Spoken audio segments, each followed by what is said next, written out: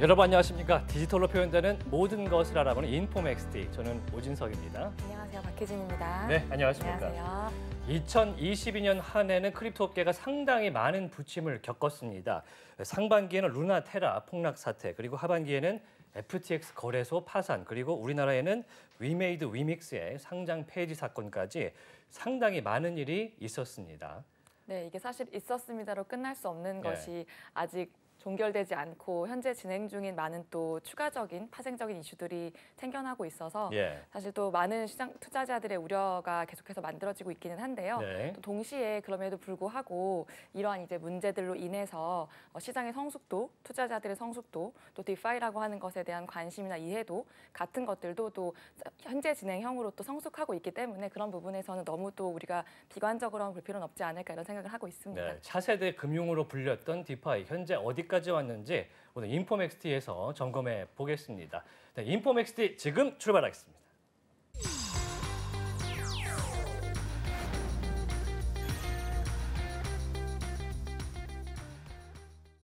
네, 차고 넘치는 정보의 홍수 속에서 균형 잡힌 전문가의 인사이트 만나보겠습니다.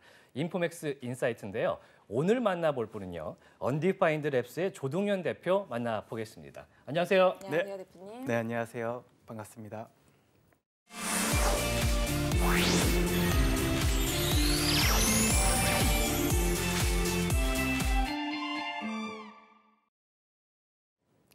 네, 최근에 디파이 시장은요, FTX 거래소 파산 이슈로 인해서 이 중앙화 거래소에 대한 우려가 커지고 또 탈중앙 거래소, 이른바 덱스의 사용자 수와 거래량이 급증하는 모습을 보이고 있습니다. 이렇게 해서 디파이 네트워크가 앞으로는 조금 더 성숙될 거라 이런 전망도 나오고 있는데요. 오늘 조동현 대표와 이야기 나눠보겠습니다. 네, 일단 조동현 대표님은 유튜브라든지 다른 이제 블로그 채널, 전문가 채널을 통해서 이른바 디파이 농부 조선생으로도 활동을 하고 계신데요. 굉장히 유명하시죠? 자, 2022년 이제 한 해가 마감되고 가고 있습니다. 올해 수확은 어떠셨는지, 방향은 어땠는지 한번 말씀해 주시죠. 네, 올 한 해는 진짜 말씀 주셨던 것처럼 다사다난했던 것 같습니다. FTX 파산이 최근에 있었었고 또 말씀 주셨던 루나 사태까지 겹치는 바람에 이 디파이 어떤 시장 자체도 굉장히 이제 위축되고 굉장히 사람 유저들이 많이 이탈해 가고 있는 상태입니다. 근데 이제 저는 이제 개인적으로 이제 이 디파이에서 일을 하고 있는 사람으로서 좀 생각하는 거는 이제 전통 금융도 사실 이러한 하나의 사건 사고들이 일련의 사건들이 굉장히 많았었잖아요.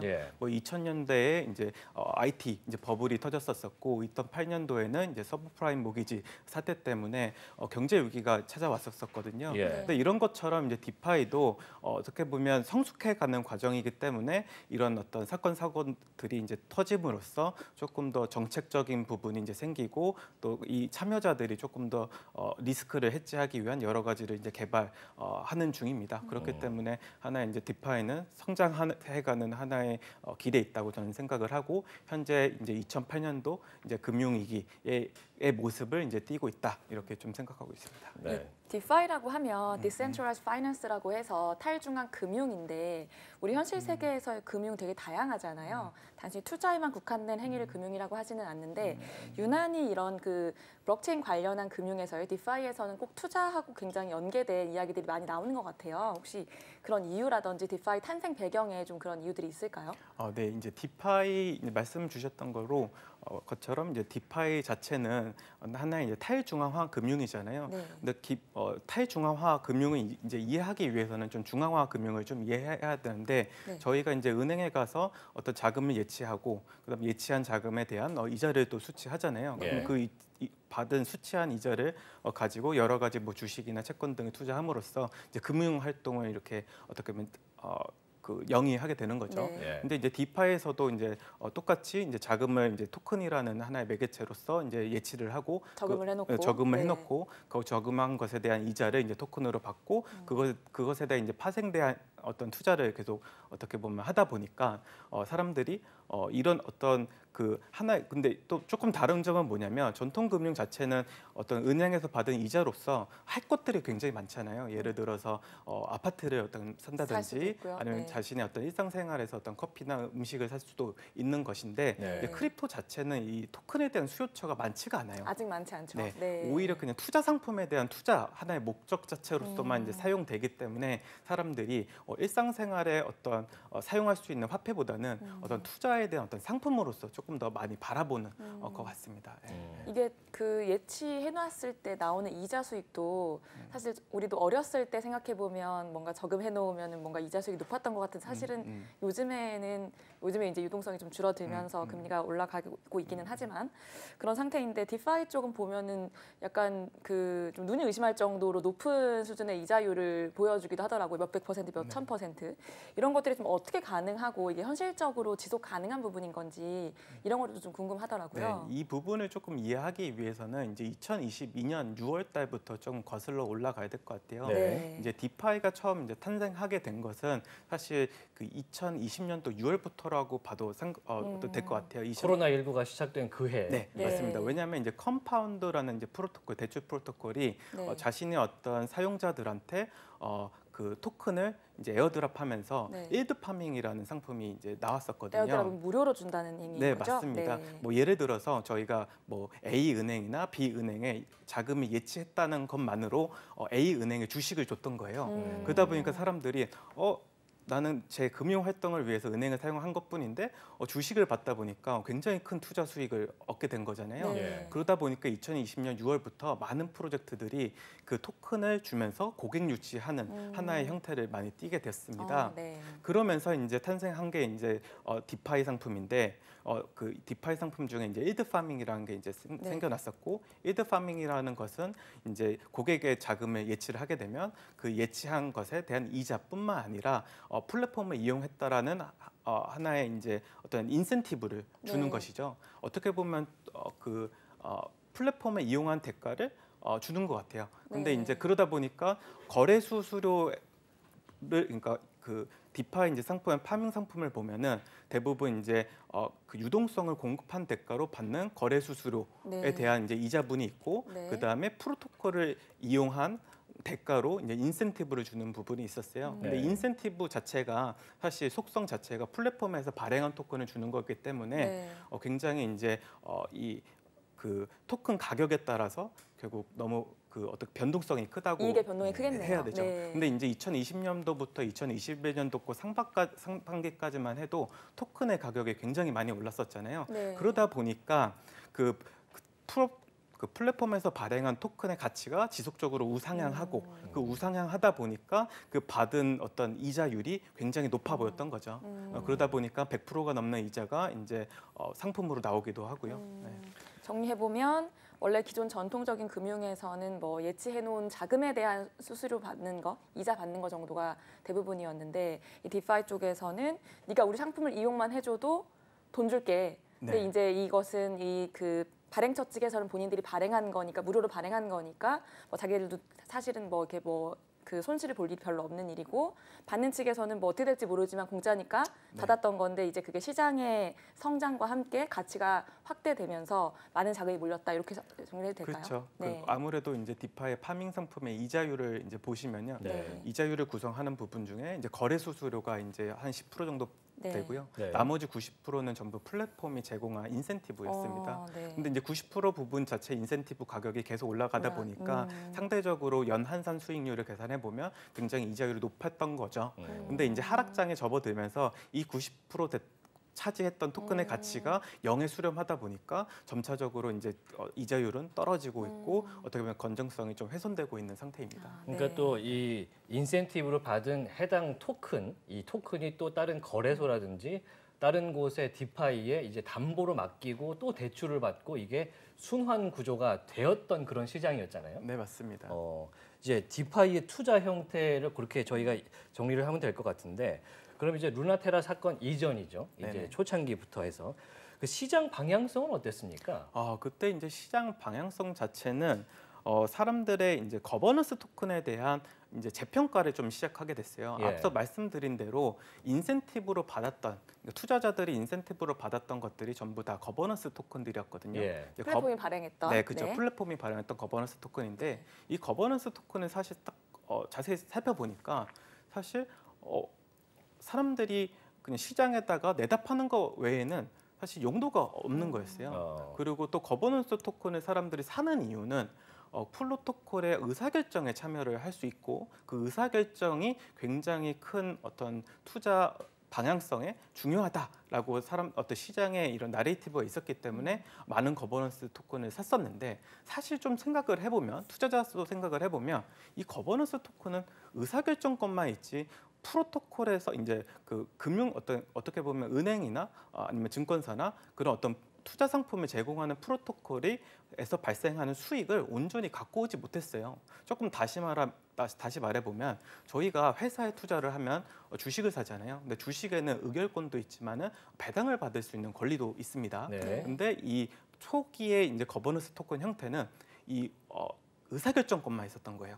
그러다 보니까 플랫폼에서 나오는 수익 자체를 배당받지 못했던 거고요. 어떻게 보면 투자 상품으로서는 굉장히 매력도가 없었는데 시장에서 이 토큰 가격이 아무런 이유 없이 오르다 보니까 사람들이 근본적인 어떤 이유를 좀 망각했던 것 같아요. 문제를 제기하지 않고 그냥 즐겼네요. 네. 근데 이제 하락장에 오고 이 토큰의 가치가 영에 수렴하다 보니까 이 거버넌스 토큰이 이제 와서 이제 뭐냐 좀 뜯어보기 시작했는데 이게 말이 안 됐다는 거죠.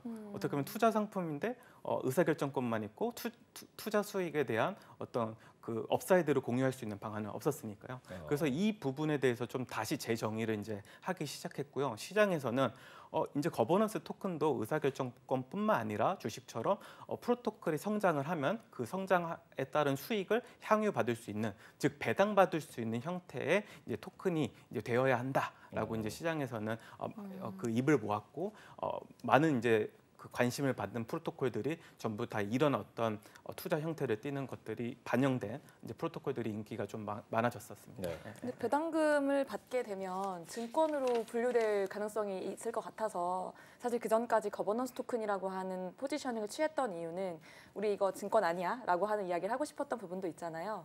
그런데 이제 거기서 좀 많은 상충이 발생하겠네요. 네, 너무 정확하셨는데요. 사실 만약에 토큰을 갖고 있다는 목적으로 어떤 금전적인 어떤 경제적인 이익을 취하면은 사실 STO라고 해서 결국에는 증권법 이슈에 좀 증권법에 위반되는 저촉되는 행위죠. 그래서 사실은 한국에서는 이제 일어나지 못했었고 해외에서도 사실 굉장히 어려웠던 것인데 사실 탈중앙화 금융이다 보니까 또 익명성을 또 전제로 하는 사실 그런 프로토콜들이 굉장히 많아요. 그러다 보니까 그런 익명성을 활용해서 이런 부분을 조금 보완했던 것 같습니다. 잠깐 정리를 좀 해보면 일단은 계속해서 말씀 주시는 프로토콜이라는 것 자체가 제가 이해하기는 투자 플랫폼이나 서비스 이런 걸로 이해가 되는데 맞습니까? 뭐 기본적으로 조금 쉽게 이해를 하면 어떤 투자 플랫폼이라고 이해하시면 좋은데요. 근데 이제 디파이는 좀 다른 점이 뭐냐면은 여러 가지 A부터 Z까지의 어떤 하나의 플랫폼들이 서로 별개로 존재하는 게 아니라 서로 연동할 수 있는 하나의 매개체가 있습니다. 그렇기 때문에 사실 프로토콜이라 부르는 거고요. 근데 오늘 얘기에서는 그냥 프로토콜은 그냥 투자 플랫폼이다라고 이제 이해하시고서 좀 들으시면 좀 편하실 것 같습니다. 투자 플랫폼의 작동 기제 정도가 좀 더 정확하지 않을까요? 네, 그죠? 어떻게 움직이는지. 플랫폼의 작동 기제를 이제 프로토콜이라고 하는데 기존의 프로토콜의 정책의 가치를 정확히 반영하는 이 토큰이 없었다 보니까 좀 문제가 됐고 또 하락장에서는 그게 폭락으로 이어지는 결과도 이어졌는데 이런 것들을 좀 만회한 것들이 요새는 나온다면서요? 네, 요즘은 이제 아까 말씀 주신 대로 사건 사고를 또 겪고 보니까 이걸 또 보완하는 또 그런 행위들이 많이 나오는 것 같아요. 그러니까 소위 이제 소 잃고 외양간 고친다라는 말이 딱 적역일 것 같은데요. 그래서 어떻게 보면 아까 다시 한번 정리를 해보면 프로토콜의 수익을 어떤 주식과 비슷한 토큰이 가치를 캡처하지 못하는 현상 때문에 어떤 이슈가 많았다. 근데 이런 거를 이제 보완한 이제 어떤 플랫폼이 이제 출시됐는데 그게 지금 최근에는 이제 GMX라는 이제 프로토콜이 굉장히 이제 인기를 받고 있습니다. GMX를 저희가 이제 설명을 드려야 되는데 GMX라는 거래소가 이제 현행이다 보니까 이제 계속 말씀을 드리면 이제 홍보가 될 수도 있고 또 투자를 추천하는 것처럼 들릴 수도 있는데 사실 그런 내용은 아니라는 거 시청자분들께 말씀을 드리고 GMX가 어떤 점이 좀 나아진 부분이 있었는지 설명을 들어보겠습니다. 네, 그 GMX는 이제 21년도 이제 9월에 이제 아비트럼이라는 체인에서 출시한 탈중앙화 그 선물 거래소입니다. 탈중앙화 선물 거래소. 네. 조금 더 이해하기 편하시게 말씀드리면은 그 크립토 내에는 이제 글로벌에서 가장 유명한 바이낸스라는 이제 선물 거래소가 있어요. 근데 바이낸스는 그 중앙화 거래소입니다. 근데 이 GMX는 이 중앙화가 아니라 이제 탈중앙화 개념으로 네. 좀 바꿨고요. 그러니까 서버가 없는 컨셉이라는 거죠. 네, 맞습니다. 예. 그리고 그 바이낸스 거래소의 이제 유동성 공급 자체는 대부분 이제 회사 자금으로 많이 일어나고 있어요. 예. 물론 이제 어떤 파트너십을 맺은 이제 마켓 메이커들이 그 거래소에서 이제 인증을 받고 활동을 하는 경우가 많은데 이 탈중앙화 이제 그 선물 거래소인 이 GMX는 이제 일반 사람들도 그 거래소의 유동성을 제공할 수 있고 유동성을 제공함으로써 인센티브를 받아갈 수 있는 구조로 만들어서 탈중앙화 선물 거래소라고 이제 부르고 있습니다. 그러니까 일반 거래소가 또 아니고 일반 코인 거래를 하는 거래소가 아니고 선물 거래소인데 이 선물 거래소는 어떻게 하면 되는 건지 그거 차이점을 좀 설명해 주실래요? 일단 중앙화 거래소에서 예. 거래 메커니즘을 좀 살펴보면은 예. 그리고 오더북 방식이 있습니다. 오더북 방식은 뭐냐면 사자랑 팔자랑 서로 이제 매칭을 해주는 시스템이에요. 예. 그래서 근데 이제 아무래도 토큰들이 굉장히 종류가 많잖아요. 그러다 보니까 거래 어떤 유동성이 좀 풍부하지 않은 토큰들도 굉장히 많습니다. 네. 근데 그런 것들을 어떤 현물 거래, 선물 거래 하기 위해서는 결국 유동성 공급자들이 있어야 돼요. 근데 유동성 공급자를 이 시장에서 이제 마켓 메이커라고 부르고요. 네. 그 마켓 메이커들이 인위적으로 자신들의 어떤 자금을 그 어떤 일정한 코인에다가 유동성 공급하고 이제 사자, 이제 팔자의 어떤 주문이 들어왔을 때 그것을 이제 중간에서 체결해주는 역할을 매칭해주는 역할을 합니다. 근데 이제 탈중앙화 이제 선물 거래소에서는 이런 방식이 아니라 하나의 이제 그 풀 방식을 채용하고 있어요. 어떤 개인 어떤 마켓 메이커들이 서로 사자 팔자를 거래 어떤 연결해 주는 게 아니라 네. 큰 바구니 속에다가 여러 가지 이제 토큰들을 집어넣고요. 그 토큰들을 집어넣었을 놓고 만약에 그 고객이 만약에 A라는 토큰을 원한다라고 하면 그 바구니에서 A라는 토큰을 꺼내주고 그 다음에 반대로 이제 B 토큰이라는 걸 이제 수치해가지고 서로 교환해주는 하나의 형태를 이제 띠고 있습니다. 이른바 중개인이 없이 이루어지기 때문에 또 탈중앙화라고 할 수 있는데 이 밖에 또 장점이 또 뭐가 있습니까? 아무래도 이제 가장 큰 장점 중에 하나는 프로토콜에서 나오는 수익을 배분하는 메커니즘이 있다는 것입니다. 수익 배분의 메커니즘. 네. GMX의 프로토콜은 선물 거래소이기 때문에 유저들이 사용한 대가로 이제 지불하는 거래 수수료가 있어요. 근데 그 거래 수수료를 회사가 어떤 수익으로 가져가는 것이 아니라 아까 말씀드렸던 유동성 공급자한테는 70%가 수익이 가고요. 그 다음에 30%는 그 GMX 프로토콜이 발행한 토큰을 갖고 있는 즉 거버넌스 토큰을 홀드하고 있는 홀더들에게 30%의 수익이 이제 배분되게 됩니다. 그러니까 수수료를 토큰 홀더들한테도 배분하기 때문에 이제 수익률 측면도 좀 답보가 되는 그런 상황인데. 네, 그래서 제가 여기 오기 전에 한번 GMX의 수익이 얼마 정도 되는지 좀 체크를 한번 하고 왔었어요. 예. 근데 올해 지금 현재 시점까지 6천억 가량의 수익이 발생이 됐더라고요. GMX 거래소가요. 네, 근데 6천억의 수익이 발생됐는데 이 참여자들의 수를 보면은 이 GMX 토큰을 갖고 있는 홀더들을 보면은 한 11,000명 정도 되더라고요.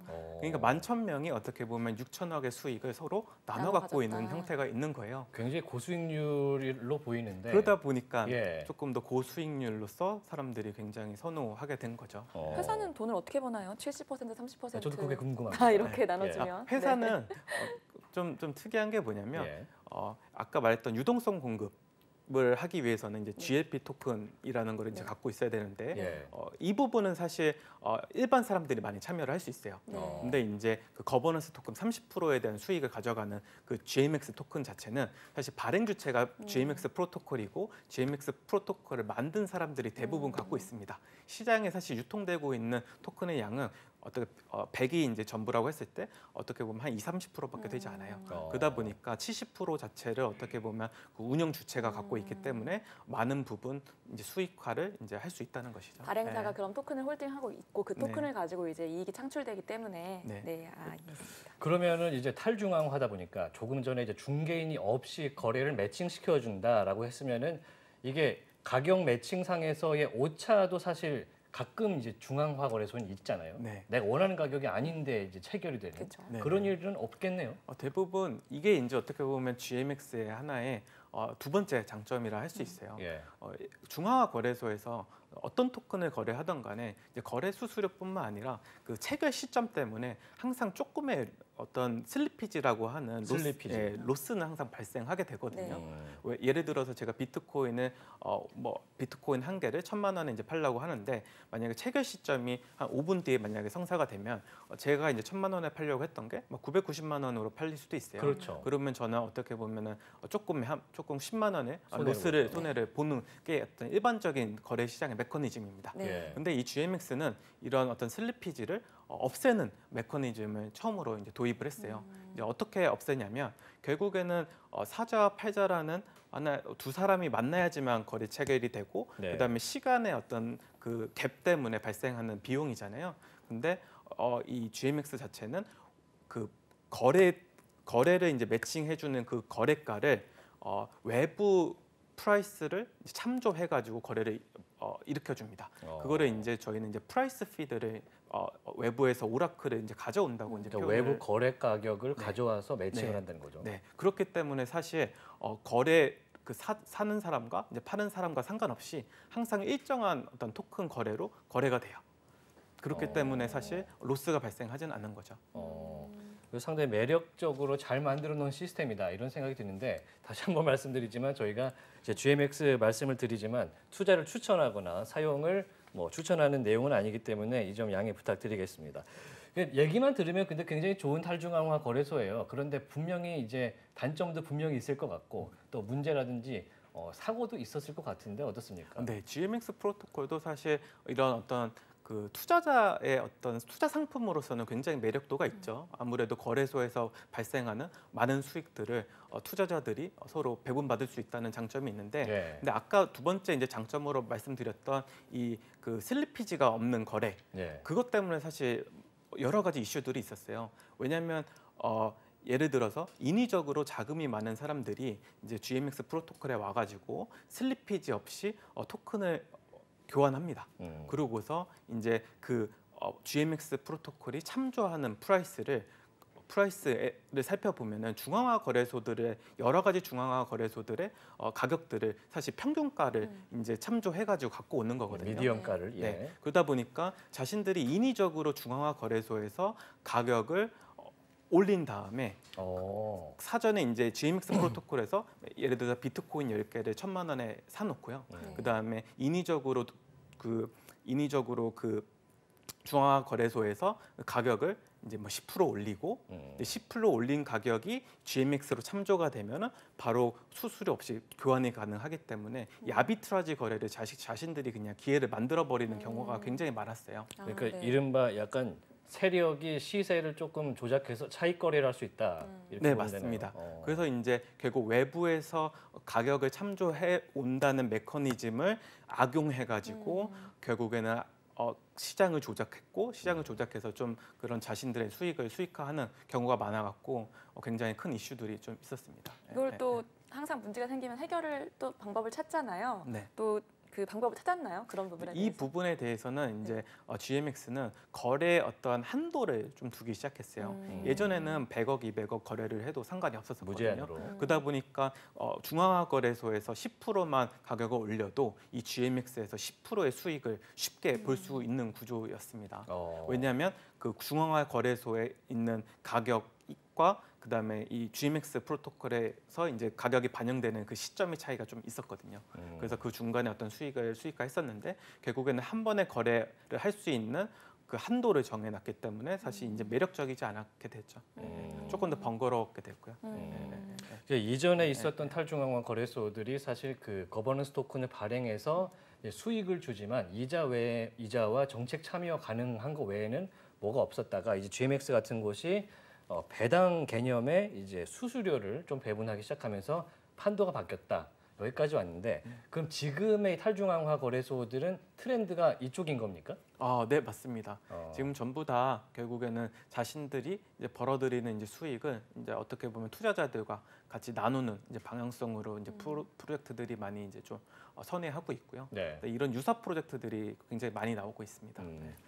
그 얘기를 듣다 보니까 사실 저는 조금 걱정되는 게 최근에 문제가 됐던 토큰들이 다 거버넌스 토큰이잖아요. 네, 거래소들이. 스스로 그래서 발행한. 스스로 네. 발행한 자기 발행 토큰들이 문제가 됐는데 루나테라도 이제 일종의 스테이블 코인이지만 자기가 발행한 코인들로 이제 맞추다가 알고리즘을 폭락을 만들었죠. 막지 못한 네. 상태인데 그때 문제 됐던 것들이 어떤 거였는지 한번 여쭤보고 이런 문제가 또 발생할 가능성은 없는지도 여쭤보겠습니다. 네, 이제 루나 이제 테라 이제 사태에서 이제 가장 이제 중요했던 것 중에 저는 이제 하나가 예. 결국에는 자신들의 일정한 토큰의 가격을 유지하기 위해서 이제 백킹해주는 결국에는 이제 기초 자산을 인위적으로 계속 만들었다는 게 가장 위험했던 것 같아요. 예. 그래서 이제 결국에는 테라라는 그러니까 UST라는 스테이블 코인 1달러를 유지하기 위해서 그 뒤에 이제 자매 코인이 이제 루나가 계속적으로 이제 발행이 됐었고 결국에는 이제 사람들이 이 UST가 이제 1달러가 아니다라고 하는 이제 생각을 갖고 결국에는 이 스테이블 코인을 시장에서 이제 팔기 시작하니까 네. 결국에는 1달러에서 이제 이탈해가는 이제 상황이 이제 발생했거든요. 네. 그러다 보니까 그것을 막으려고 결국 자매 코인이 계속 무한적으로 발행이 되고 그 시장에서 이제 어떻게 보면 매도하다 보니까 결국엔 이 두 코인이 동반 하락하는 사실 하나의 메커니즘이 발생되기도 했어요. 예. 그래서 그런 부분이 어떻게 보면 자신들이 발행한 토큰으로 결국 기초 자산을 이제 만들다 보니까 큰 문제가 됐던 것 같고 네. 두 번째로는 결국 UST 그 스테이블 코인을 또 활용해 가지고 이제 또 다른 이제 프로토콜에서 그걸 담보로 해서 또 대출을 해주는 경우도 굉장히 많았어요. 예. 이거를 디파이에서는 이제 머니레고라고 이제 표현을 하거든요. 머니레고. 결국에는 이제 디파이에만 있는 개념입니다. 뭐냐면은 결국 A라는 상품과 이제 B라는 상품이 서로 이제 결합이 될 수가 있어요. 서로의 이제 단점을 보완하기 위해서 개발자들이 결국 상품들의 이제 단점을 보완하는 솔루션들을 계속 어떻게 보면 시장에 어떻게 보면 내놓고 새로 만든 이제 상품들이 결국 서로 연관성을 갖고 이제 커져 나가는 거거든요. 예를 들어서 UST는 스테이블 코인이잖아요. 네. 스테이블 코인을 담보로 해가지고 또 LTV 뭐 50%에 해당하는 다른 코인을 또 빌려줍니다. 그러면 이제 어떻게 보면 차입한 그 A라는 토큰을 또 다른 프로토콜에 가서 또 담보로 맡기고 또 뭐 LTV 50%로 또 C코인을 또 발행을 받고요. 예. 뭐 이런 것들을 연쇄적으로 이제 하다 보니까 결국 머니레고 자체가 이제 계속적으로 이제 커졌던 거고요. 예. 근데 상승장에서는 이런 머니레고가 결국에는 우상향하기 때문에 상관이 없어요. 근데 결국에는 기초 자산이 이제 무너지는 하락장에서는 결국에 이런 변동성 때문에 결국에는 어떤 연쇄적인 이제 파산을 좀 야기하게 되거든요. 네. 그런 문제들이 테라 루나 사태에서는 가장 컸던 하나의 사건이었던 것 같아요. 그러니까 문제는 사실 자본금은 이만큼인데 이거를 토큰을 발행한 거를 또 담보하고 연쇄적으로 담보하면서 이게 하락장에서 붕괴를 일으켰던 그런 상황인 거잖아요. 네, 맞습니다. 아무래도 그 루나 사태 좀 촉발되기 전에 네. 이제 투자 형태들이 대부분 이런 머니레고에 투자하는 것들이 굉장히 많았어요. 네. 예를 들어서 이제 이더리움 2.0이 원래 9월달에 이루어졌었는데 사실 9월달에 확정되기 전까지 이제 이더리움을 그러니까 이더리움을 이제 락업하게 되면 이제 36 이더 정도를 이제 락업하게 되면은 스테이킹하게 되면은 이더리움 2.0이 되었을 때 이제 10% 정도 수익을 준다고 해서 많은 사람들이 이제 이더리움을 락업했었거든요. 근데 이 락업하면서 좀 불편한 점이 뭐였냐면 이더리움을 언제든지 꺼내갈 수 없고 두 번째로 많은 이더리움이 필요하다라는 게 이제 개인 투자자들의 굉장히 큰 허들이었어요. 네. 그러다 보니까 이런 것들을 이제 해결하려고 개발자들이 결국엔 이제 리도라는 이제 하나의 플랫폼이 나왔었고요. 이 리도 플랫폼은 이더리움을 자신들의 이제 플랫폼에 이더리움을 예치를 하면 소액으로 예치를 이제 할 수 있게 해주고 그 다음에 락업도 이제 어떻게 보면 자기들이 이제 해결해주는 어떤 구조가 있었어요. 예를 들어 제가 1이더를 예치를 하면 그 1이더를 이제 락업하는 대신에 자신들이 발행한 ST2더라는 것을 좀 줬었거든요. 네. 어떻게 보면 동등 어떤 가치가 있는 랩핑된 어떤 토큰을 주면서 유동성을 좀 공급해 줬었어요. 근데 이때 좀 생각해 보면 사람들이 1이더를 10% 받기 위해서 예치를 하고 리더 프로토콜에 그다음에 자신들이 그 예치한 그 예금 증서인 ST2더를 또 셀시우스라는 하나의 대출 프로토콜에 가서 담보로 이제 네. 잡고 또 다른 코인을 좀 빌리기 시작했습니다. 네, 또 투자하려고. 그러다 보니까 이제 이번에 이제 루나 사태가 터지면서 이더리움 가격이 굉장히 큰 변동성이 생겼고 네. 하락이 됐었잖아요. 네. 그러니까 결국에는 기초 자산이 이제 하락하다 보니까 결국에는 이 ST2더랑 이더리움이랑 디패깅이 이제 나기 시작을 했었고요. 가격이 달라지기 네, 시작했죠. 달라지기 네. 시작했고 ST2더의 어떤 가격이 계속 하락하게 됐어요. 그러다 보니까 ST2더를 담보로 또 대출했던 이 셀시우스라는 대출 프로토콜은 결국에는 이제 어떻게 보면 파산에 이르기까지 이제 된 거죠. 결국에는 하나의 기초 자산으로 어떻게 보면 붕괴된 이제 머니레고가 어떻게 보면 그 루나 사태 이전에 하나의 투자 형태였던 것 같아요. 관련해서 좀 궁금한 점이 생기는데요. 우리가 이 그 자기 발행 토큰에 배당금을 주기 시작하면서 이제 디파이의 관심도가 높아지고 있다라고 말씀을 해주셨고, 그런데 사실상은 그 자기 발행 토큰의 많은 발행 부분을 발행사가 가지고 있으면서 이익을 가져가고 있다라고도 말씀해 주셨어요. 그럼 어떻게 보면 굉장히 마케팅적인 그냥 하나의 제스처 아닌가 생각이 들다가도 동시에 말씀해 준 사건들을 또 돌아보면 발행사가 어느 정도의 물량을 본인들이 확보하고 있어야만 이러한 상황이 왔을 때 충분히 대처하고 결국에는 이게 영원으로 수렴하게 되면 모두에게 좋지 않은 일인 거잖아요. 그렇기 때문에 과연 발행사가 얼마 정도의 그 물량에 대해서 어떤 그런 좀 그 핸들링 권한을 가지고 있어야 되는 게 사실 이게 좀 어렵더라고요. 거기에 대해서도 어떻게 생각하시는지 궁금합니다. 네, 그 대부분 이제 그 부분 자체를 이제 토크노믹스를 이제 보게 되면 네. 이제 각각의 하나의 이제 프로젝트들이 명시를 해놔요. 얼마는 이제 이코시스템에 배분하고 얼마는 이제 트레저리에 배분하고 네. 뭐 여러 가지 이런 것들이 있는데 비슷하더라고요. 네네. 그게? 네. 네, 대부분 요즘 이제 추세 네. 자체는 이제 그 이코시스템 즉 시장에 자신의 이제 프로젝트에 이제 참여한 사람들한테 많은 걸 주자라고 해서 대부분 40% 정도의 물량이 이코시스템에 이제 배분이 되고 있고요. 네. 그다음에 이제 20%의 정도의 이제 물량이 이제 팀 토큰이라고 해서 발행한 주체들이 이제 가져가게 됩니다. 그래서 전 개인적으로 이 20% 정도가 가장 어떤 페어한 것이 아닌가 생각을 해요. 아무래도 이제 프로토콜을 개발하기 위해서 굉장히 많은 자금과 시간과 노력이 들어갔잖아요. 그거에 네. 대한 보상으로 한 20% 정도가 자신들의 어떤 이익으로 가져가는 건 가장 좋은 방법이라 생각을 하고요. 나머지 그 80%를 시장에다가 어떻게 보면 굉장히 긴 어떤 호흡으로 어떻게 토큰을 이렇게 출하하는 게 가장 건전하지 않을까라고 생각합니다. 네. 뭐 컨셉은 괜찮은 것 같은데요. 이제 여기서 또 하나의 이제 궁금증과 의문이 드는데 사실 시장에서는 그 개발사라든지 관계자들이 일정 물량의 토큰, 일정 물량의 자금을 가지고 가게 되는 게 괜찮다고 생각을 하지만 결과적으로는 이 보호 예수가 풀리고 락업이 풀리는 시점이 되면 시장에 악영향을 미쳐서 아까 말씀하신 대로 이 거버넌스 토큰과 뭔가 그 연동된 스테이블 코인이 이 패깅이 깨지게 되는 사태를 반드시 가져오게 되는 것 같거든요. 현재까지 추이는. 어떻게 이거를 막아야 되겠습니까? 근데 이 부분은 말씀하신 대로 맞는 예. 말씀이십니다. 이게 결국에는 이제 팀 토큰까지 이제 풀리게 되는 예. 그 시점에 오면은 결국에는 시장에 엄청난 많은 토큰 유통량이 생길 거잖아요. 예. 그렇기 때문에 가격이 이제 하락할 수밖에 없습니다. 만약 그 프로토콜이 시장에서 가치가 없다면 말이죠. 근데 만약에 시장에서 가치가 있다고 하면은 그 토큰이 발행되더라도 계속적으로 이제 가치를 높은 가격에 형성하게 될 것이고 어떻게 보면 좋은 투자 어떤 회사로서 도약할 수 있습니다. 예를 들어서 바이낸스 같은 경우가 그런 경우예요. 바이낸스는 이미 만들어진 지 이제 어느덧 한 5년 차 돼가고 있는 것 같아요. 발행한 지. 그리고 대부분의 이제 물량이 시장에 많이 출하가 됐습니다. 바이낸스 토큰이. 네, 토큰이. 예. 근데 처음 이제 발행됐을 때는 5불도 안 되는 토큰이었거든요. 근데 지금 200%의 어떤 200불에 이제 거래가 되고 있는 토큰, 200불, 300불에서 거래되고 있는 토큰이거든요. 그러다 보니까 그거를 다시 좀 말해보면 시장에 아무리 많은 토큰이 풀려도 만약에 그 본질적인 그 회사의 비즈니스가 잘 된다고 하면 결국 토큰 가치에 그것이 반영이 될 것이고 그 반영이 되면은 어떻게 보면 건전한 생태계를 좀 꾸릴 수 있지 않을까. 근데 이런 것은 사실 전통 어떤 투자에서도 스타트업에 투자하는 거랑 똑같은 것 같아요.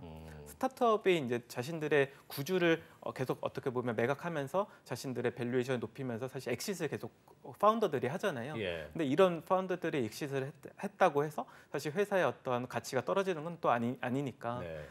오로지 조금 더 좀 그 중요한 거는 회사가 정말로 비즈니스를 잘하냐 못하냐 이거에 어떤 많은 성사가 달린 것 같습니다. 엑시 시점이 중요하긴 하죠. 네, 맞습니다. 그런데 이게 그 거버넌스 이제 BNB 같은 경우에는 바이낸스라고 하는 아주 강력하게 잘 워킹하고 있는 거래소가 좀 뒷받침하고 있는 좀 오히려 이것이 특수한 케이스라고 저는 보여지고 이 거버넌스 토큰들이 계속해서 이러한 그 금융 안에서만 계속 금융의 투자 상품으로서만 사용되게 되면 과연 이거 지속 가능한가 사실 의문이 좀 있거든요. 이게 사실 우리 아까 처음에 말씀해 주셨던 것이 되게 좋은 사례였던 것 같은데 화폐가 사용할 수 있는 다른 다양한 목적이 사용처가 있기 때문에 사람들이 투자도 하지만 필요할 때는 꺼내서 사용하기도 하고 그러다 보니까 여기에는 룸을 다른 사람이 또 가져가면서 이러한 좀 어느 정도 밸런스가 유지가 되는 것 같은데 이 거버넌스 토큰은 쓸 데가 사실 지금 많이 없잖아요. 그러다 이거 모두가 다 그냥 두느니 투자. 또 투자 이렇게 가는 것 같아요. 그래서 이게 과연 좀 지속 가능하려면 결국에는 이런 많은 토큰들이 자기네들만의 용처를 좀 찾아야 되는 시점이 오는 거 아닐까 이런 생각도 좀 듭니다. 네, 맞습니다. 그래서 요즘은 어떤 일상생활하고 연계한 하는 프로젝트도 많이 나오고 있는 것 같아요. 뭐 예를 들어서 최근에 이슈가 됐었던 뭐 걸으면서 이제 돈을 번다라고 해가지고 이제 어떤 일상생활에서 이제 조깅을 하면 이제 어떻게 보면 채굴할 수 있는 그런 프로젝트도 있었었고, 받게 되고. 그다음에 이제 어떤 요즘 이제 최근에 이제 나왔던 거는 이제 크립토 이제 공부를 하고 이제 퀴즈를 풀면 또 돈을 좀 어떻게 보면 거버넌스 토큰을 받는 퀴즈요. 퀴즈 그런 것도 이제 생기고 결국 일상생활하고 많이 말씀 주신 대로 연관성을 가지려고 노력을 하는 것 같아요. 근데 아직 이 지금 시점에는 근데 아직까지는 이제 화폐 역할처럼 많은 어떤 유틸리티가 있는 것은 아니니까 이 부분은 조금 보충해 가야 되는 어떤 과제인 것 같습니다. 네. 2000년대 중반에 생긴 이 디파이 서비스 플랫폼이 현재까지 어떻게 왔는지 좀 짚어봤는데 최근에 이제 디파이 시장이 11월에 FTX 파산, 굉장히 큰 거래소의 파산이 있었고 우리나라에서 위메이드 위믹스가 있었는데 이제 많은 변화가 있었습니다. 그런데 어느 언론사 인터뷰를 보니까 지금의 시장이 이제 2008년의 서브프라임 모기지 사태, 그러니까 저신용자 주택담보대출 붕괴 사태 때와 비슷하다 이렇게 말씀하신 적이 있는데 이건 어떤 뜻이었습니까? 저는 이제 어떻게 보면 FTX 이제 사태가 일어난 후에 뭐가 도대체 잘못됐을까 이런 고민을 좀 많이 해봤어요. 근데 이제 좀 어떻게 보면 공부를 좀 하다 보니까 이게 결국 2008년도에 어떻게 보면 그 월스트리트의 엘리트들이 상품의 어떤 위험성을 충분히 인지를 했음에도 불구하고 자신들의 이익을 위해서 리테일 투자자들한테 상품을 팔았던 것과 굉장히 유사한 거라 저는 생각이 되더라고요. 이제 FTX도 동의를 했었거든요. 자신이 이제 발행한 토큰 결국 그 토큰을 어떤 담보로 어떤 위험한 어떤 투자를 감행한다던가 결국 자신들의 어떤 리스크를 충분히 인지했음에도 불구하고 자신들의 사업을 확장하기 위해서 결국에는 그 투자 리스크를 온전히 리테일 투자자들한테 넘겼던 이 어떤 그런 하나의 현상이 결국에는 이것도 크립토 어떤 엘리트들 맞는 표현인지는 모르겠습니다. 어쨌든 간에 크립토 생태계에서 어떻게 보면 굉장한 영향력을 행사할 수 있는 사람들이 그런 것들을 좀 감행했다는 것이 결국 2008년도와 굉장히 유사하다. 결국에는 이제 모럴 해저드라고 하죠. 도덕적 어떤 해이가 좀 어떤 많이 있었던 하나의 시장 아닌가 좀 싶었습니다. 네. 사실 2008년에는 이제 서프라임 모기지 때 리먼 브라더스가 붕괴되면서 그 주택 대출 시장 자체가 붕괴되고 여기에 끼어 있는 수많은 담보업체들까지 연쇄적으로 도산하는 사태가 있었잖아요. 네. 크립토 업계에서도 비슷한 사례들이 있었습니까? 네, 맞습니다. 결국 이제 그 서브프라임 모기지 사태를 보면 그 기저가 되는 것은 전부 다 주택담보대출이었거든요. 예. 그 대출 채권이었습니다. 근데 결국엔 그때 당시는 부동산 가치 자체가 우상향하는 하나의 시기였잖아요. 그러다 보니까 사실 기초 자산이 되는 그 기초 자산에 되는 이제 부동산이 가격이 무너지지 않으니까 상품이 계속 유지가 됐던 거예요. 근데 이거랑 굉장히 비슷한 거는 뭐냐면 아까 말씀드렸던 머니레고 굉장히 비슷하지 않습니까? 결국 기초 자산으로 되는 하나의 토큰을 기점으로 수많은 파생 상품에다가 연결을 시켰잖아요. 그리고 기초 자산의 가격이 하락하다 보니까 우르르하고 결국 전부 다 어떻게 보면 폭락하는 사태가 있었고요.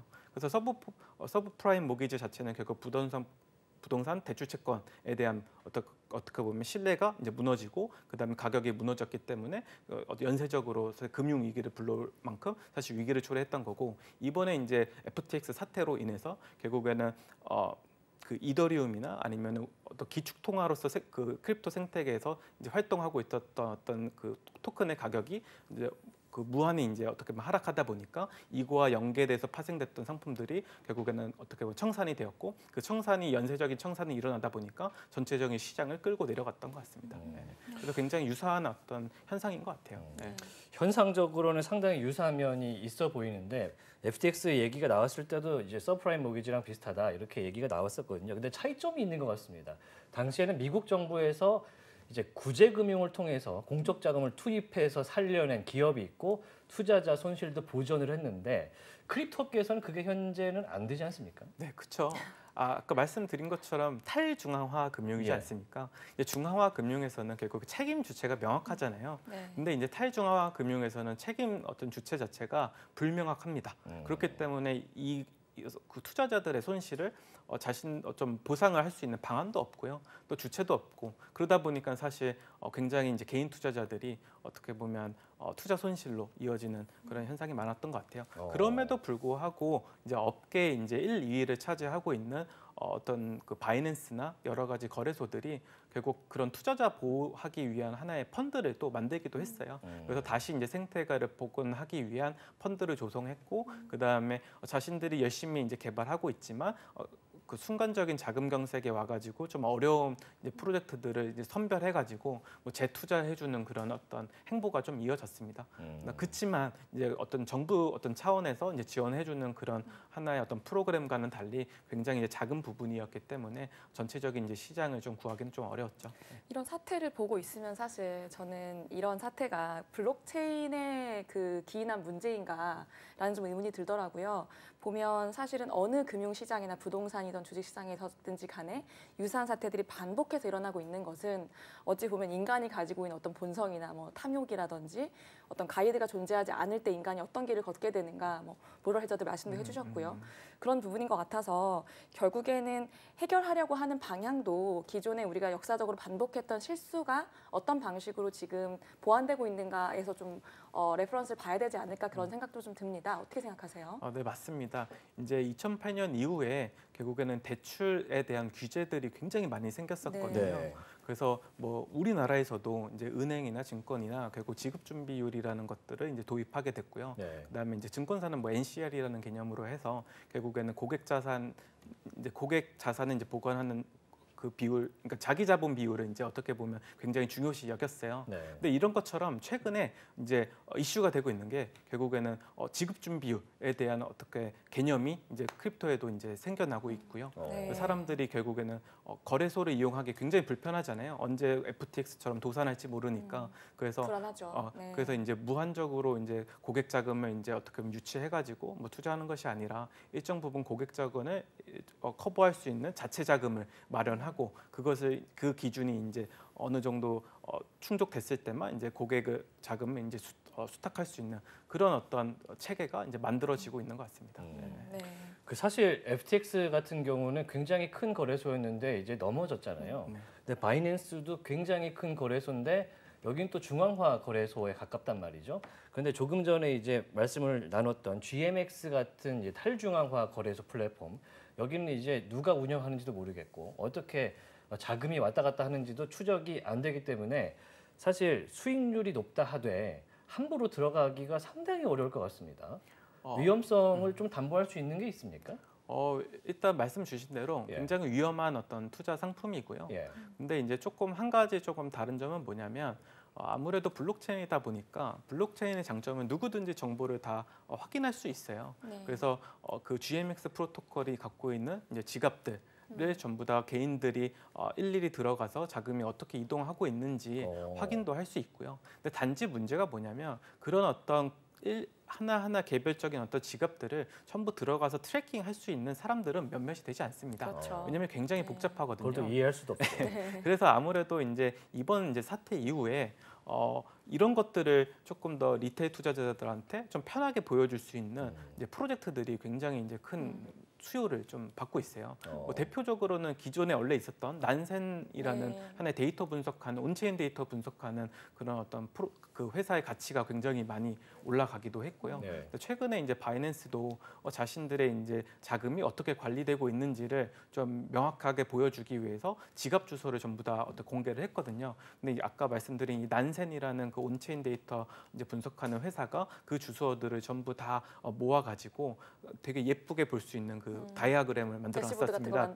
대시보드를 만들어서 실시간으로 자금이 어떻게 이동하고 있고 자산의 비중이 어떻게 변화하고 있는지 이것들을 사실 투자자들이 확인하면서 투자할 수 있는 환경으로 조금 어떻게 환경이 이제 제공되고 있는 거죠.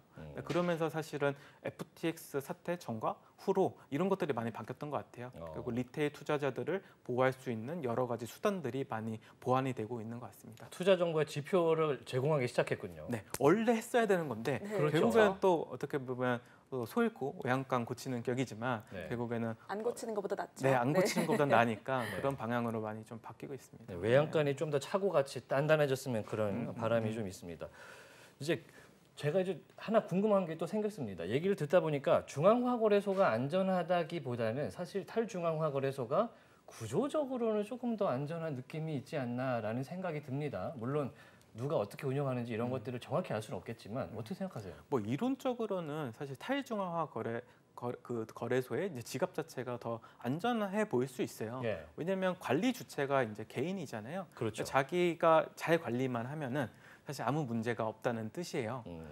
근데 거래소는 거래소가 잘 관리를 해줘야 되니까 자기가 컨트롤할 수 있는 부분이 없는 것이고요. 근데 탈중앙화 거래소의 지갑의 문제점은 뭐냐면 관리하기가 쉽지가 않습니다.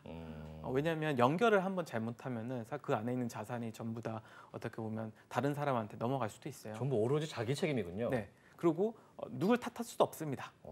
그렇기 때문에 어떻게 보면 관리를 잘하면 좋지만 또 관리가 어려운 일반 투자자들한테는 좀 어려운 좀 어떻게 보면 지갑이 또 탈중앙화 지갑인 것 같아요. 해킹의 위험성 같은 것들도 계속해서 높아지고 있죠. 네, 맞습니다. 최근에 그러다 보니까 이제 많은 일들이 있었습니다. 이제 농부로서 수확철이 왔는데도 약간 씁쓸한 마음을 감추기가 어려우실 것 같은데 시장 자체에서는 이런 위기들, 문제점들을 좀 바꿔보려는 노력들이 있을 것 같습니다. 어떤 움직임이 있습니까? 네, 그 시장에서 위기가 왔을 때 항상 해결책을 찾는 게 인간인 것 같아요. 인간의 본능인 것 같아요. 근데 이제 가장 대표적인 거는 결국 거래소 어떤 측면에서 보면은 이제 프루프 오브 리저브라고 해서 자신들이 갖고 있는 고객 자산들이 어떻게 운영이 되고 있는지 투명하게 이제 보여주기 이제 시작을 했고요. 그래서 이제 바이낸스를 시작으로 해서 여러 가지 뭐 쿠코인이나 아니면 뭐 국내에서도 이제 국내 거래소가 이제 오픈하기도 했었죠. 그런 것처럼 자신들의 어떤 자산 관리 내역들을 이제 오픈하는 게 하나의 트렌드고, 이제 두 번째로는 탈중앙화 이제 거래소의 어떤 그 신뢰가 조금 높아졌습니다. 아무래도 이제 중앙화 거래소는 이전까지는 그들이 어떻게 관리하는지를 볼 수 없었거든요. 근데 그 반면에 탈중앙화 거래소는 모든 정보가 온체인 데이터에 포함되어 있기 때문에 이제 추적이 가능하니까 또 추적을 도와주는 이제 프로젝트들이 생기다 보니까 탈중앙화 거래소를 많이 이제 이용하려는 이제 트렌드가 이제 보였고, 또 이 트렌드를 또 그 탈중앙화 거래소를 이제 사람들이 이용하다 보니까 이거를 조금 더 어떻게 보면 안전하게 이용할 수 있는 방법들을 좀 많이 내놓고 있는 것 같아요. 그 대표적으로 보면은 고객들의 이제 고객들의 지갑에 있는 토큰들, 그다음에 고객들이 투자한 상품들을 이제 리스크 평가해주는 이제 어떤 프로젝트들이 굉장히 많이 나오고 있는 상태입니다. 이게 중앙거래소를 은행이라고 예를 들고 탈중앙 거래소를 이용하는 지갑을 뭐 우리 집에 있는 금고라고 예를 들어보면 사람들이 금고에 두지 않고 은행에 두는 이유는 사고가 났을 때 그 어떤 보호를 받기 위함이잖아요. 그런데 이번에 이제 중앙거래소 이 블록체인 같은 경우는 사고가 났는데도 지금 보호를 전혀 받지 못하고 있는 상황이다 보니까 아무래도 당연히 더 덱스에 대한 그런 탈중앙 거래소에 대한 좀 신뢰라든지 거기로 자금 이동 같은 것들이 많아지지 않았다는 생각도 듭니다. 네. 그리고 또 한 가지 또 재밌었던 점은 이제 중앙화 거래소 사고가 터지니까 자신이 이제 자신의 디지털 자산을 보관하고 관리해야겠다라는 어떤 수요가 좀 늘어났어요. 그러다 보니까 이런 것들을 좀 편하게 해주는 어떻게 보면 그 하드웨어 지갑이 굉장히 크게 성장을 했습니다. 콜드 월렛인가요? 네, 맞죠. 예. 콜드 월렛이라는 레저라는 그 네. 콜드 월렛이 굉장히 수요가 높아졌고 그 3개월 어떤 매출, 분기 매출을 한번 살펴보면은 5배 올랐다 하더라고요. 네. 굉장히 많이 올랐군요. 네. 그 안전한 이제 투자에 대한 관심이 높아지고 또 재밌는 것은 중앙화 거래소에는 이제 지급 준비율을 안 하던 것을 공개하는 모습이고 탈중앙화에서는 이제 중앙화 거래소에서 하던 자금 이동 이런 것들을 예쁘게 정리해서 보여주려는 노력이니까 이른바 뭐 하이브리드 거래소가 지금 탄생하고 있다 이렇게 볼 수가 있겠군요. 네. 그런데 이제 아무리 이제 거래소 측에서 뭐 지갑 주소도 공개하고 자금 흐름도 이제 오픈을 하면서 만회를 좀 하려고 하고는 있는데 이 기관들 입장에서는 조금 다르지 않나 싶습니다. 기관 투자자들의 움직임 좀 변화가 있을 것 같은데요. 네, 그 리테일 투자자들은 아까 말씀드린 대로 탈중앙화 거래소에 대한 신뢰 때문에 많이 그쪽으로 쏠림 현상이 있었어요. 근데 기관 투자자들은 오히려 탈중앙화 거래소보다는 리테일 투자자들이 투자 관리를 좀 용이하게 해주는 곳에 좀 투자를 최근에 좀 많이 하고 있습니다. 예를 들면요. 예를 들면 이제 익스포넨셜이라는 이제 프로젝트가 대표적인데요. 이제 고객들이 탈중앙화 지갑을 이제 연결을 해서 이제 투자 상품을 토큰을 사거나 그다음에 아니면 토큰을 활용해서 투자를 하지 않습니까? 예. 근데 사람들이 이 투자를 할 때 정확한 리스크를 보고 투자를 하시는 게 아니에요. 왜냐면 이제 블록체인은 굉장히 복잡하고 여러 가지 사실 그 코드에 결함이 있을 수 있거든요. 그렇죠. 근데 결함까지 다 확인하면서 투자하는 투자자들은 많지 않습니다. 네. 그래서 이런 부분을 좀 보충해주기 위해서 익스포넨셜 자체는 지갑만 연결하면 그 플랫폼에서 자체적으로 어떤 결함이 있는지 자신이 이제 그 고객이 투자한 상품에 어떤 코드적인 결함이 있는지 어떤 사업적인 어떤 리스크가 있는지를 명확하게 잡아내서 플랫폼과 토큰 자체를요. 네, 이제 신평사처럼 자신이 이제 등급을 매기기 시작했습니다. 그래서 굉장히 안전한 이제 상품에는 A라는 등급을 주고요. 네. 이제 조금 위험한 어떤 자산에서는 이제 C라는 등급을 주면서 사람들이 직관적으로 내가 투자하고 있는 상품이 어느 정도 리스크가 있다를 이제 쉽게 인지할 수 있도록 이제 제공해주는 이제 플랫폼이 굉장히 곽강을 받고 있고 최근에 이제 패러다임이라는 이제 굉장히 큰 이제 VC에서 이제 리드 투자 해가지고 총 한 150억 정도의 자금을 모았습니다. 코드 평가, 기술 평가 이런 부분들이 좀 각광을 받게 되겠네요. 네, 맞습니다. 네. 근데 이제 듣다 보다 조금 걱정되는 것이 사실 랭킹 매기기에 가깝기 때문에 이제 그거를 운영하는 주체에서 랭킹을 아무리 공정하게 하더라도 입김이라든지 평가 기준이 좀 주관적일 수 있단 말이죠. 네, 그렇죠. 그래도 이제 없는 것보다는 나니까 아무래도 아예 없었으니까. 그렇죠. 아예 없었으니까 이제는 이런 것들이 생기면 음. 결국에는 경쟁사들이 많이 생길 것이고 그리고 신평사들도 여러 개가 있잖아요. 예. 뭐 그런 것처럼 이제 여러 가지 신평사들이 생기면서 그 시장을 조금 어떻게 보면 좀 보완해가는 보완을 가게 될 것 같아요. 네. 이 거래소의 사실 상장 뒤에서 어떤 심사가 이뤄지는지 우리는 알지 못하잖아요. 맞아요. 그러다 보니까 상장된 토큰들에서 문제가 발생하는 경우도 많고 또 외부에서 지금까지 토큰의 어떠한 가치 평가를 한다는 기관들이 있어 오긴 했습니다만 뭐 상이하기도 하고요. 그리고 뭐 거래소가 행동하면 뒤늦게 뭐 거기에 맞춰서 무언가 바꾼다던가 하는 일들도 있어 왔는데 말씀하신 어떤 코드나 기술에 대한 것들을 우리가 객관적으로 평가할 수 있다. 그런 기관들이 생겨난다라고 하면 그런 부분들이 좀 더 보완될 수 있겠다는 생각은 드네요. 네, 우리나라에서도 이제 최근에 굉장히 많은 사건 사고가 있었었잖아요. 네. 뭐 클레이튼 기반의 디파이 프로토콜들이 굉장히 이제 사고도 많이 쳤었고요. 네. 그다음에 이제 어떤 대기업계도 이제 어떤 사고를 치면서 굉장히 좀 문제를 많이 야기시켰는데, 근데 이런 것들이 결국에는 그 리스크를 평가할 수 있는 기관이 없기 때문이에요. 네. 지금 현재 국내에는 이제 한 개의 기관이 뭐 리스크를 평가한다고 해서 서비스를 제공하고 있는데 그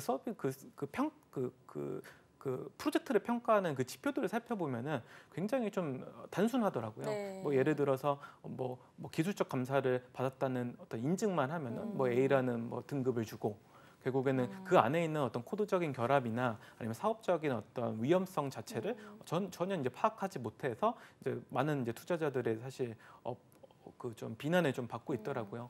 그래서 이런 것들이 결국에는 아까 해외에서 이제 만들어지고 있는 이런 플랫폼들이 결국 많이 한국에서도 이제 출시가 되고 또 이런 어떤 신평사처럼 어떤 그 신용 평가를 해주는 기관들이 많이 생기다 보면은 결국 이런 사태도 국내에서 이제 발생한 여러 가지 사태도 다 막을 수 있지 않을까라고 생각합니다. 적어도 뛰어난 개인 투자자가 할 수 있는 것보다는 더 많은 정보, 객관적인 어떤 정보를 제공해야 된다 이런 말씀이신 거죠? 맞습니다. 네. 부실 채권 잡아내듯이 부실 토큰도 잡아내는 그런 맞습니다. 시장이 됐으면 좋겠습니다.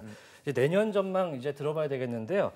디파이 시장 내년에는 좀 많이 바뀌지 않겠습니까? 재편의 시간이라고 저는 개인적으로 생각을 하는데 어떤 것들이 좀 바뀌고 어떤 것들을 좀 전망하고 희망적으로 보시는지. 네, 그렇지 않아도 디파이 내에서 예. 지금 굉장히 다음 연도에는 디파이가 어떻게 변할지 되게 많은 논의가 이제 일어나고 있어요. 네. 근데 그 중에서 이제 가장 지지를 많이 받고 있는 것 중에 하나는 바로 이제 거버넌스 토큰의 새로운 이제 정의입니다.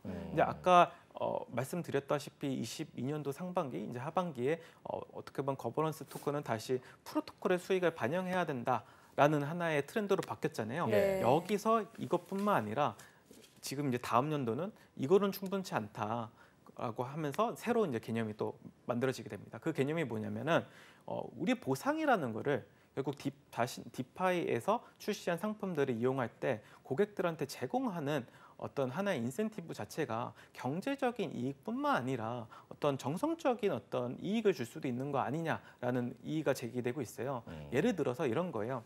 만약에 제가 A라는 상품을 썼어요. 근데 A라는 상품을 썼는데 제가 이제 A라는 상품을 썼다는 것을 인증을 할 수 있게 되면은 제가 어떻게 보면 조금 더 전문 투자자처럼 이제 생각이 될 수도 있고요. 예. 남들한테 저는 A를 투자한 사람이다라고 하면서 사실 자랑도 할 수 있잖아요. 예. 그러면 자랑을 하면서 그거를 이제 투자한 사람들끼리 이제 네트워크를 형성할 수도 있는 것이고요. 마치 테슬라처럼 말이죠. 네. 뭐 작년에 이제 테슬라를 투자한 사람들끼리 굉장히 커뮤니티가 굉장히 돈독했었잖아요. 예. 태그가 붙죠? 그렇죠. 네, 저는 어떤 행위에 이제 대해서. 테슬라입니다라고 네. 할 정도로 굉장히 자신들의 어떤 커뮤니티 이름까지 정하면서 그런 어떤 추세가 어떻게 트렌드가 발생했었는데 이런 어떤 커뮤니티에 소속되고 그다음에 자신의 어떤 투자한 행위 자체가 어떤 조금 네트워크를 형성하는데 도움이 된다고 하면 사람들이 이런 어떤 정성적인 지표도 인센티브로 받아들이지 않을까. 그래서 우리가 더 이상 거버넌스 토큰이라고 해서 사람들한테 더 많은 이자를 주는 게 아니라 결국 이런 정성적인 부분을 채워줄 수 있는 콘텐츠들을 많이 만들어야 되는 게 아닌가라고 논의가 많이